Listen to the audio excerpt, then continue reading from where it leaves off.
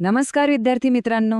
आज आपण केमिस्ट्रीमधला एक असा टॉपिक शिकणार आहोत जो तुमच्या जेई, नीट आणि सीडी परीक्षांसाठी प्रचंड महत्वाचा आहे. हमखास प्रश्न येतो. चला तर मग सुरू करूया. एक साधा प्रश्न विचारतो. आपण जेव्हा थंडगार कोल्ड्रिंकची किंवा सोड्याची बाटली उघडतो तेव्हा तो फिस असा आवाज येतो, बरोबर? कधी विचार केलाय असं का होतं? अहो, ह्याच साध्या प्रश्नात द्रवामध्ये वायू कसे विरघळतात ह्याचं सगळं विज्ञान दडलेलं आहे. आणि आज आपण तेच समजून घेणार आहोत. तर आजच्या या सेशनमध्ये आपण काय काय बघणार आहोत? सुरुवात करूया सॉल्युबिलिटी म्हणजे काय आणि ते कशावर अवलंबून असतं याने. मग बघूया टेम्परेचर आणि प्रेशरचा काय परिणाम होतो. त्यानंतर सगळ्यात महत्त्वाचा हेनरीज लॉ. मग त्याचे उपयोग, काही अपवाद आणि वेपोप्रेशरची कन्सेप्ट. शेवटी एक गणित सोडवू आणि काही MCQ सोबत मस्त रिव्हिजन करू. चला सुरुवात करूया आपल्या पहिल्या सेक्शनने, सॉल्युबिलिटी म्हणजे विद्राव्यता, त्याची ओळख आणि त्यावर परिणाम करणारे घटक. ओके, तर सॉल्युबिलिटी म्हणजे नेमकं काय? अगदी सोप्या भाषेत सांगायचं तर समजा आपल्याकडे 1 ग्लास पाणी आहे. आता त्यात आपण मीठ टाकायला सुरुवात केली. 1 चमचा, 2 चमचे, ते विरघळत जाईल. पण एक वेळ अशी येईल की मीठ विरघळायचं थांबेल, बरोबर? तर ठराविक प्रमाणातल्या सॉल्व्हंटमध्ये जास्तीत जास्त म्हणजे मॅक्सिमम किती सॉल्यूट विरघळू शकतं त्यालाच आपण सॉल्युबिलिटी म्हणतो. आणि हे मोजण्यासाठी आपण मोल L-1 हे युनिट वापरतो. लक्षात ठेवा, ही कमाल म्हणजे मॅक्सिमम क्षमता आहे. बरं, ही सॉल्युबिलिटी कशावर अवलंबून असते?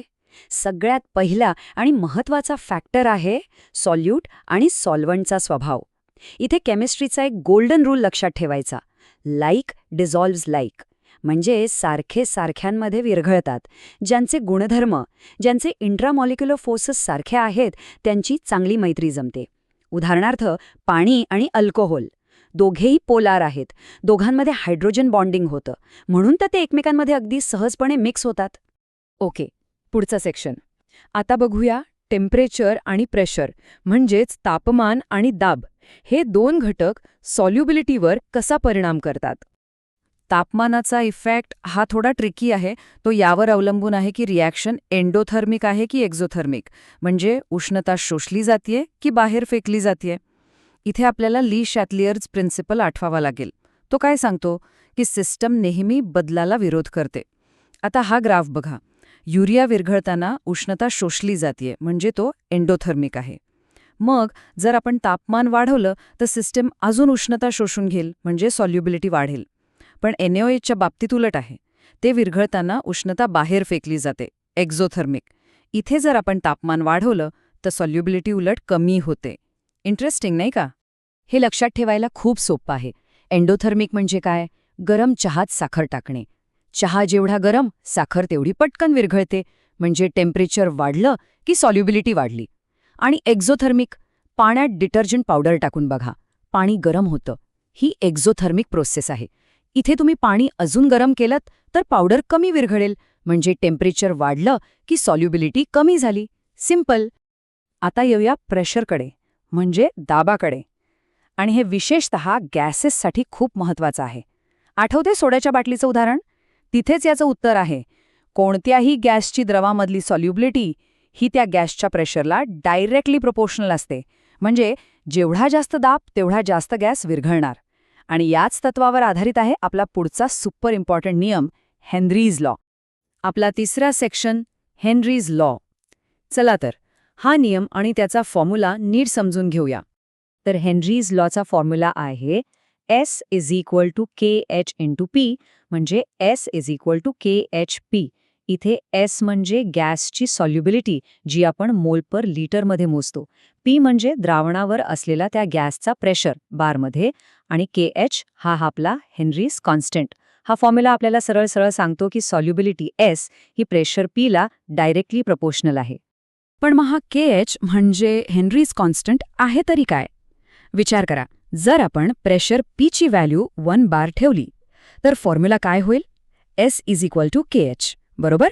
म्हणजे KH म्हणजे दुसरं तिसरं काही नसून एका गॅसची ती सॉल्युबिलिटी आहे जेव्हा त्याच्यावरचं प्रेशर 1 बार असतो. आणि हो, हे लक्षात ठेवा की प्रत्येक गॅस आणि सॉल्व्हंटच्या जोडीसाठी ह्या KHची व्हॅल्यू वेगवेगळी असते. पुढच्या सेक्शनमध्ये आपण हेनरीज लॉचे उपयोग, त्याला असलेले काही अपवाद आणि ह्याच्याशी संबंधित असलेली वेपर प्रेशर ही कन्सेप्ट समजून घेऊ. हेनरीज लॉचं एक जबरदस्त उदाहरण कुठे आहे माहितीये? आपल्या स्वतःच्या शरीरात ऑक्सिजनची पाण्यात विरघळण्याची क्षमता खूप कमी असते. मग आपल्या पूर्ण शरीराला ऑक्सिजन मिळतो कसा? तर आपल्या रक्तात जे हिमोग्लोबिन HB असतं ना, ते ह्या ऑक्सिजनसोबत केमिकली रिॲक्ट होतं आणि ऑक्सिहिमोग्लोबिन बनवतं. ह्या केमिकल रिॲक्शनमुळे ऑक्सिजनची रक्तातील सॉल्युबिलिटी इतकी प्रचंड वाढते की तो आपल्या शरीराच्या प्रत्येक पेशीपर्यंत सहज पोहोचतो. Amazing isn't it? पण एक मिनिट, हेनरीज लॉ सगळ्याच गॅसेसना लागू होतो का? तर उत्तर आहे नाही. याचे काही अपवाद आहेत. जेव्हा एखादा गॅस सॉल्व्हेंटसोबत फक्त विरघळत नाही तर त्याच्याशी केमिकल रिॲक्शन करतो, तेव्हा हा नियम चुकलाच म्हणून समजा. उदाहरणार्थ, अमोनिया NH3 किंवा कार्बन डायऑक्साईड CO2 पाण्यात टाकल्यावर ते पाण्यासोबत रिॲक्ट होतात आणि आयन्स तयार करतात. त्यामुळे त्यांची सॉल्युबिलिटी आपण हेनरीज लॉनुसार एक्सपेक्ट करतो त्यापेक्षा खूप जास्त असते. चला आता पटापट वेपर प्रेशर म्हणजे बाष्पदाब ही कन्सेप्ट समजून घेऊ. इमॅजिन करा की एका बंद डब्यात आपण थोडं पाणी ठेवलंय. काय होईल? पाण्याची वाफ व्हायला लागेल. याला म्हणतात वेपरायझेशन. पण त्याच वेळी तयार झालेली वाफ पुन्हा थंड होऊन पाण्यात बदलेल. याला म्हणतात कॉन्डेन्सेशन. जेव्हा वाफ बनण्याचा वेग आणि पाणी बनण्याचा वेग सारखा होतो तेव्हा एक डायनॅमिक इक्विलिब्रियम तयार होतो. त्या क्षणी ती वाफ पाण्याच्या पृष्ठभागावर जो प्रेशर टाकते त्यालाच वेपर प्रेशर म्हणतात. So simple. बरं, थिअरी तर खूप झाली. आता थोडं प्रॅक्टिकल होऊया, कारण परीक्षेमध्ये नुसती थिअरी नाही तर न्यूमेरिकल्स पण येतात. चला तर मग एक गणित सोडवून बघूया. प्रश्न तुमच्या स्क्रीनवर आहे. आपल्याला नायट्रोजन गॅससाठी आधी हेनरीज कॉन्स्टंट म्हणजे KH काढायचा आहे आणि मग तो वापरून एका नवीन प्रेशरवर त्या गॅसची मोलॅरिटी किती असेल हे शोधायचं आहे. एकदा शांतपणे दिलेला डेटा बघून घ्या. हे गणित सोडवणं अजिबात अवघड नाहीये. फक्त 3 सोप्या स्टेप्स आहेत. पहिली स्टेप, आपल्याला S आणि P दिलेले आहेत. आपला फॉर्म्युला S = KHP वापरून KH ची व्हॅल्यू काढा. सोपं आहे. दुसरी स्टेप, आता आपल्याला KH माहिती आहे आणि नवीन प्रेशर पण दिलाय. पुन्हा तोच फॉर्म्युला वापरून नवीन सोल्युबिलिटी म्हणजे S2 काढा. आणि तिसरी, सगळ्यात महत्त्वाची स्टेप, विरघळलेल्या गॅसेससाठी मोलॅरिटी आणि सोल्युबिलिटी S एकच गोष्ट असते. म्हणजे जे S2चं उत्तर येईल तीच आपली फायनल मोलॅरिटी असेल. झालं. आणि आता आलो आहोत आपण आपल्या शेवटच्या सेक्शनकडे, सारांश आणि MCQs. चला, आज जे काही शिकलो ते एका क्विक रिव्हिजनने आणि काही प्रश्नांनी एकदम पक्क करून टाकूया. चला, पहिला MCQ. प्रश्न सोपा आहे. हेनरीज लॉनुसार गॅसची लिक्विडमधली सॉल्युबिलिटी प्रेशरच्या काय असते? Inversely proportional, directly proportional, independent of pressure की प्रोपोर्शनल टू टेम्परेचर? विचार करून उत्तर द्या. बाटल्यास पॉज करा. Okay, and the correct answer is option B, directly proportional to pressure. कारण हेनरीच्या नियमाचं हे तर मूळ स्टेटमेंट आहे. S is directly proportional to P. दाब वाढला की सॉल्युबिलिटी वाढली. चला, एक सुपरफास्ट रिव्हिजन करूया. आज आपण काय काय पाहिलं?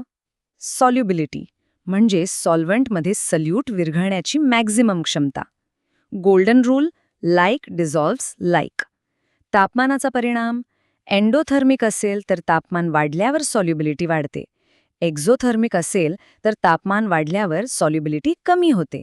आणि गॅसेससाठी हेनरीज लॉ, S = KHP, म्हणजेच दाब जेवढा जास्त सॉल्युबिलिटी तेवढी जास्त. सिम्पल. आणि आता जाता जाता तुमच्यासाठी एक विचार करायला लावणारा प्रश्न. स्कुबा डायव्हर्स जेव्हा समुद्राच्या खोल पाण्यातून वर येतात तेव्हा ते खूप हळूहळू येतात. जर ते पटकन वर आले तर त्यांच्या रक्तातील नायट्रोजनचे बबल्स तयार होतात आणि द बेंड्स नावाची एक भयानक आणि वेदनादायी कंडिशन होते. आता सांगा, ह्या घटनेचा आपण आज शिकलेल्या हेनरीज लॉशी काय संबंध आहे? यावर नक्की विचार करा. आजचं हे विश्लेषण कसं वाटलं हे नक्की कळवा. आवडल्यास लाईक करा आणि मित्रांसोबत शेअर करा. भेटूया पुढच्या वेळी एका नवीन इंटरेस्टिंग टॉपिकसोबत.